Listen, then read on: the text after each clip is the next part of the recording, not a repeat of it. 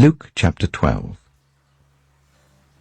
Meanwhile, when a crowd of many thousands had gathered, so that they were trampling on one another, Jesus began to speak first to his disciples, saying, "Be on your guard against the yeast of the Pharisees, which is hypocrisy. There is nothing concealed that will not be disclosed, or hidden that will not be made known. What you have said in the dark will be heard in the daylight, and what you have whispered in the ear in the inner rooms will be proclaimed from the roofs. I tell you, my friends, do not be afraid of those who kill the body, and after that can do no more. But I will show you whom you should fear. Fear him who, after your body has been killed, has authority to throw you into hell. Yes, I tell you, fear him. Are not sparrows sold for 2 pennies? Yet not one of them is forgotten by God. Indeed, the very hairs of your head are all numbered. Don't be afraid. You are worth more than many sparrows. I tell you, whoever publicly acknowledges me before others, the Son of Man will also acknowledge before the angels of God. But whoever disowns me before others will be disowned before the angels of God. And everyone who speaks a word against the Son of Man will be forgiven, but anyone who blasphemes against the Holy Spirit will not be forgiven. When you are brought before synagogues, rulers, and authorities, do not worry about how you will defend yourselves or what you will say, for the Holy Spirit will teach you at that time what you should say." Someone in the crowd said to him, "Teacher, tell my brother to divide the inheritance with me." Jesus replied, "Man, who appointed me a judge or an arbiter between you?" Then he said to them, "Watch out. Be on your guard against all kinds of greed. Life does not consist in an abundance of possessions." And he told them this parable. The ground of a certain rich man yielded an abundant harvest. He thought to himself, "What shall I do? I have no place to store my crops." Then he said, "This is what I'll do. I will tear down my barns and build bigger ones, and there I will store my surplus grain. And I'll say to myself, you have plenty of grain laid up for many years. Take life easy. Eat, drink, and be merry." But God said to him, "You fool. This very night your life will be demanded from you. Then who will get what you have prepared for yourself? This is how it will be with whoever stores up things for themselves but is not rich towards God."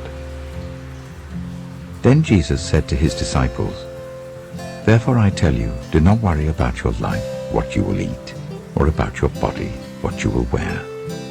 For life is more than food, and the body more than clothes. Consider the ravens. They do not sow or reap. They have no storeroom or barn, yet God feeds them. And how much more valuable you are than birds. Who of you, by worrying, can add a single hour to your life? Since you cannot do this very little thing, why do you worry about the rest? Consider how the wild flowers grow. They do not labor or spin. Yet I tell you, not even Solomon in all his splendor was dressed like one of these. If that is how God clothes the grass of the field, which is here today and tomorrow is thrown into the fire, how much more will he clothe you, you of little faith? And do not set your heart on what you will eat or drink. Do not worry about it, for the pagan world runs after all such things, and your Father knows that you need them. But seek his kingdom, and these things will be given to you as well. Do not be afraid, little flock, for your Father has been pleased.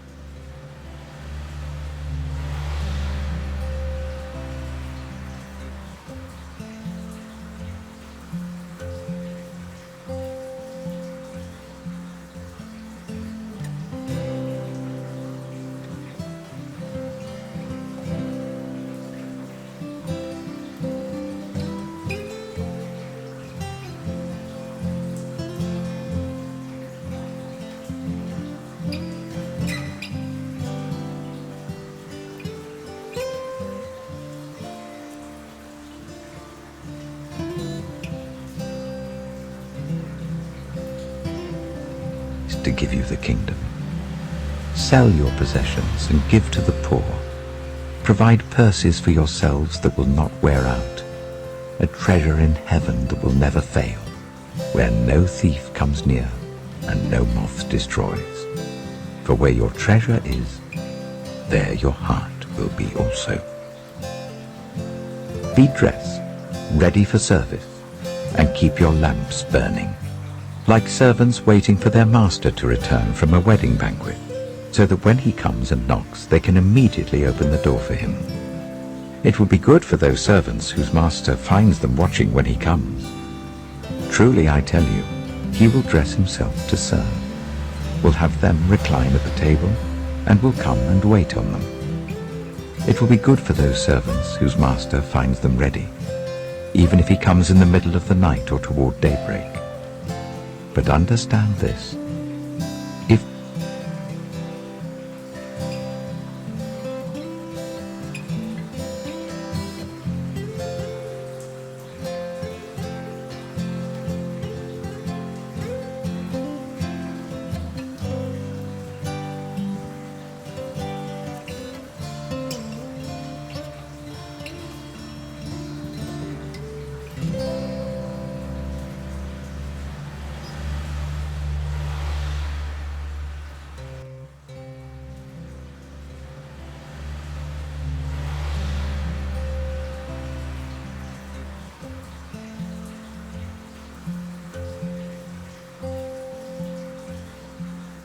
the owner of the house had known at what hour the thief was coming, he would not have let his house be broken into.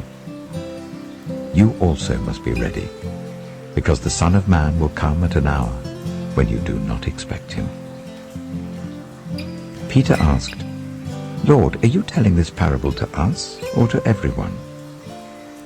The Lord answered, Who then is the faithful and wise manager, whom the master puts in charge of his servants to give them their food allowance at the proper time? It will be good for that servant whom the master finds doing so when he returns. Truly I tell you, he will put him in charge of all his possessions.